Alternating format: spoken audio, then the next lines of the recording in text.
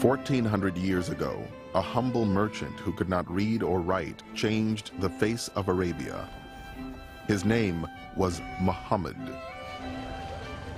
Today, his influence has spread to every corner of the world, including the United States.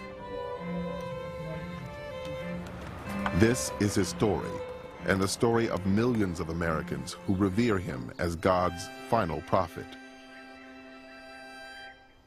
Major funding for Muhammad, Legacy of a Prophet, has been provided by the Corporation for Public Broadcasting and by the David and Lucille Packard Foundation, Arabian Bulk Trade, Sabadia Family Foundation, the El Hibri Foundation, the Irfan Katwari Foundation, and Mir Imran.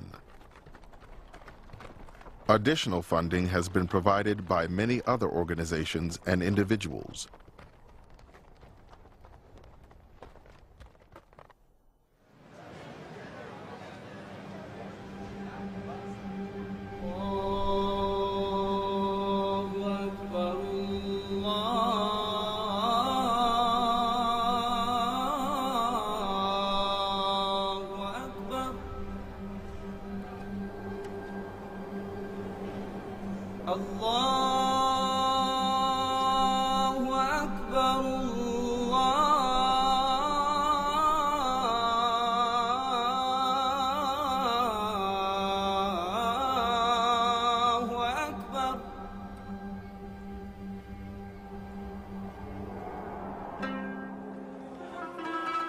He was neither tall and lanky, nor short and heavy-set.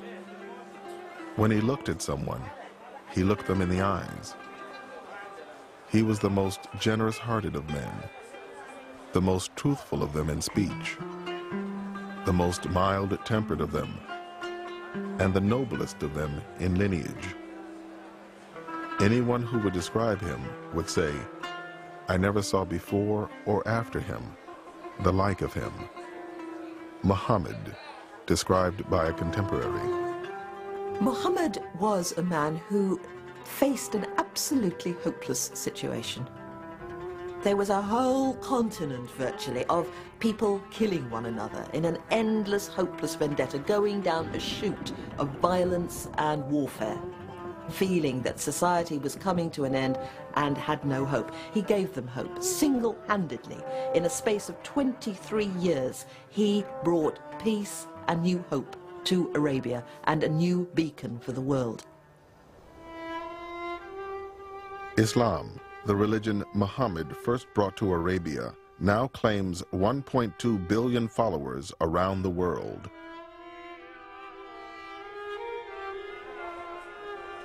There are an estimated 7 million Muslims in America, where it is the country's fastest growing religion and the most diverse. Like America itself, the Muslims in this country come from all over the world. They have a common bond, not only in their religious faith and in their mosques, but in this story of Muhammad. They all look to it.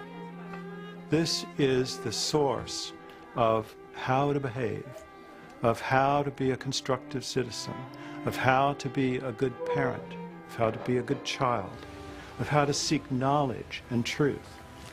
These are values that are expressed most clearly for Muslims in the story of Muhammad. In the Quran, Allah says that Muhammad is the best example of behavior for you. And that's what he is, the guide for the way we deal with each other, and when we're in a position of authority, how we attempt to implement justice and law. The Prophet Muhammad, he asked the question to people around him, do you love your Creator? Serve your fellow man first. What does that tell you? It tells you, forget about all this intellectual, yeah, I love God and this and that. If you're going to, forget about talking the talk, walk the walk. You want to serve God, serve people. What more noble way to serve people than to risk your own life to save them?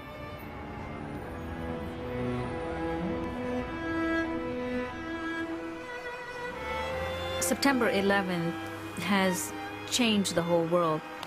And it has also put the Muslim community in the spotlight. How about the dub installation? Is this... Muslims have a lot of hostility being hurled at them. But this is also a time of transformation. Many people are very eager to understand Islam and want to know who is the Prophet, what is the Quran, who are the Muslims, how do they live? Through the stories about Prophet Muhammad, we were able to make connections, and all of a sudden you would feel that you could relate to things that happened 1,500 years ago, and that the issues weren't old-fashioned, they were universal. And that's what he's taught me. This is the story Muslims have passed down from generation to generation for 1,400 years. A story about the merchant, husband, father, statesman, and warrior whom they consider the final prophet. The man whose legacy continues to shape their lives today.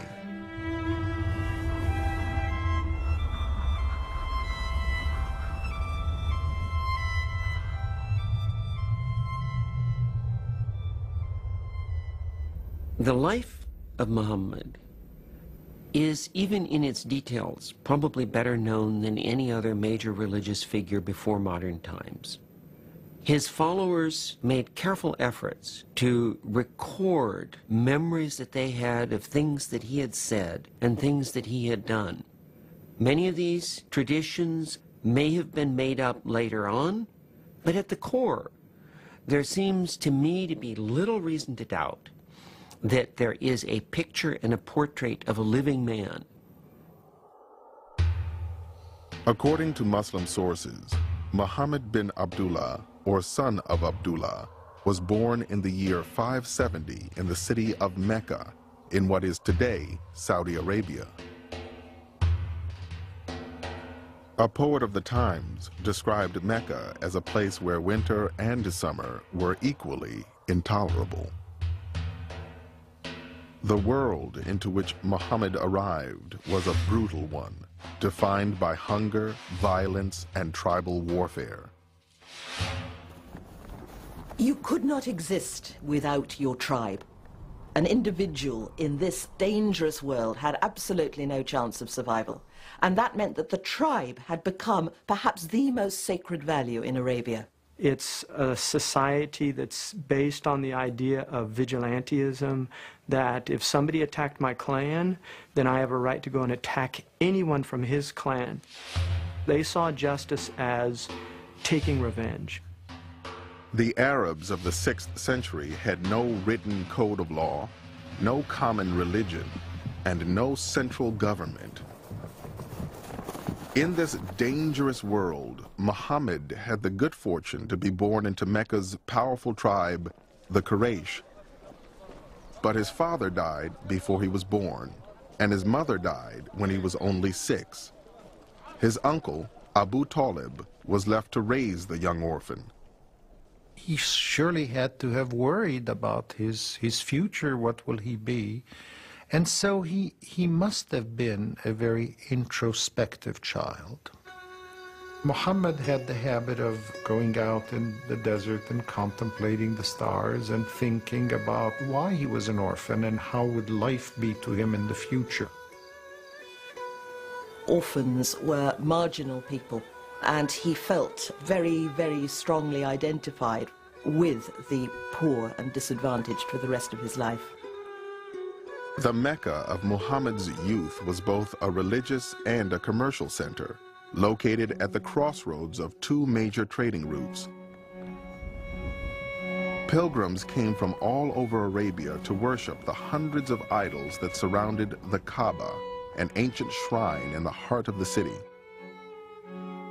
The Kaaba was surrounded by a sacred area where fighting was not allowed. The commerce generated by the pilgrims made it possible for a young man in Muhammad's circumstances to make a living in the markets of Mecca. Soon, Muhammad began acting as an agent for wealthy merchants, taking their goods on caravans throughout Arabia.